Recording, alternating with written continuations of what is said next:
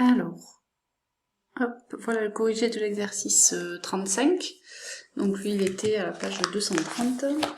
On a corrigé ce matin pendant la visio. Alors, donc on redonne encore la fonction carré et sa courbe représentative, la parabole ici, mais cette fois sur l'intervalle, alors attention, ça va être important sur l'intervalle moins 3, 3. Voilà, c'est important de le savoir. Et par lecture graphique, on demande les résolutions de 4 équations et une équation. Alors la première, x carré égale 3. Donc on a déjà tracé la droite qui coupe en ordonnée 3 ici. La droite d'équation y égale 3, ça va nous aider parce que donc x carré égale 3, ça veut dire qu'il faut repérer les points d'intersection de la courbe, qui représente la fonction x carré, avec la droite qui passe par l'ordonnée 3. Donc des points d'intersection, on en voit deux. Et alors ces points d'intersection, et bien il faut en lire l'abscisse. Alors, on en a un là, on en a un autre là, et le problème là-dedans, c'est que quand on regarde ce sur quoi on tombe ici en abscisse, c'est pas des valeurs exactes. Voilà.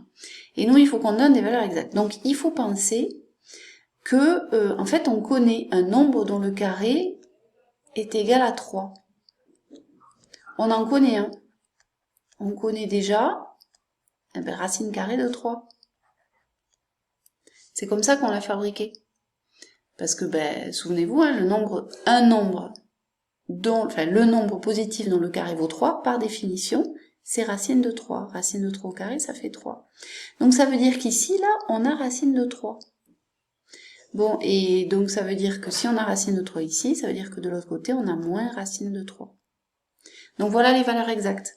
Et alors du coup, quand on résout l'équation x carré égale 3, x carré égale 3 a pour solution, il y en a deux, x égale racine de 3 et x égale moins racine de 3. Et attention, il faut vraiment penser à donner les valeurs exactes. Et pas du 1,7 et du moins 1,7. Voilà. Et ça, pour avoir les valeurs exactes, il faut absolument penser à ça. Qu'on a déjà vu en classe, on connaît racine de 3, dont le carré vaut 3.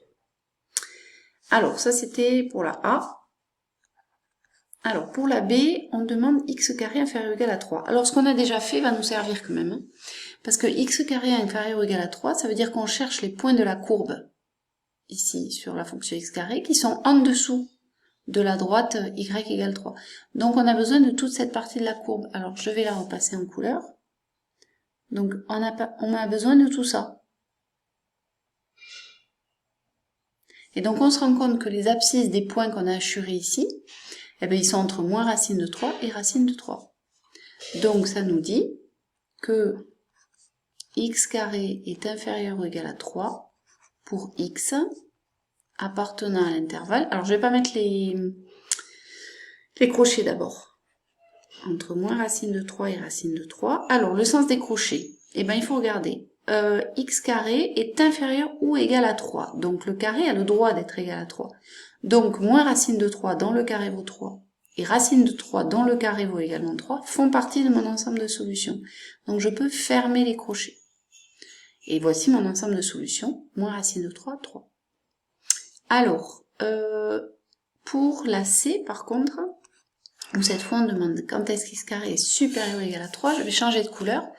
Je vais le faire en vert et donc je vais assurer cette fois la partie de la courbe qui est au-dessus de la droite, puisqu'il faut que x carré soit plus grand que 3. Donc plus grand que 3, on est là, et on est là aussi. Ah, alors, problème. Où commence-t-on et où part-on? Alors ici, on voit bien, la séparation c'est racine de 3, mais ici, qu'est-ce qu'on a? Ici, si on regarde bien, on a ce qu'on nous donnait dans l'énoncé. On a forcément 3. Alors, ici et ici, on a moins 3. Donc l'ensemble des solutions, ici, ça va pas être du moins l'infini quelque chose, parce que ma fonction, elle est définie sur moins 3, 3. C'est là que c'est intéressant de le savoir. Vous voyez, l'ensemble de définitions qu'on vous a donné au départ, l'intervalle moins 3, 3, c'est là qu'il sert, puisque ma fonction, on la considère pas sur moins l'infini plus l'infini. Donc pour revenir à ma solution, je continue en vert. Alors quand est-ce que x carré va être plus grand que 3?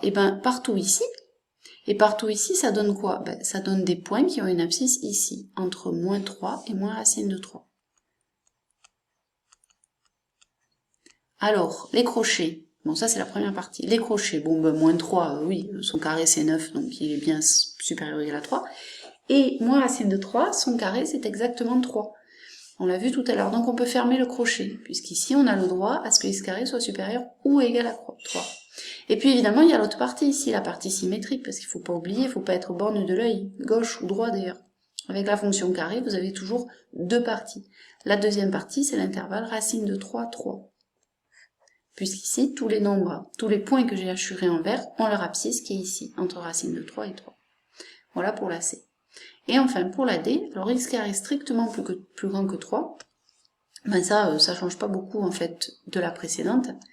La différence entre x carré plus grand que 3, strictement plus grand que 3 et supérieur ou égal, il n'y a rien qui change à part le strictement supérieur. C'est-à-dire que ces deux points-là, on ne peut pas les prendre cette fois dans mon ensemble de solutions. Parce que le carré de racine de 3, c'est 3, et il faut que x carré soit strictement plus grand que 3. Donc il faut que j'enlève ce racine de 3, et pareil pour moins racine de 3. Donc là, il m'en faut 2. Donc pour x appartenant à moins 3 moins racine de 3, union 3 racine de 3. Et là, je suis obligée d'enlever mes deux valeurs, moins racine de 3 et racine de 3. Et ben voilà pour cet exercice qui est terminé.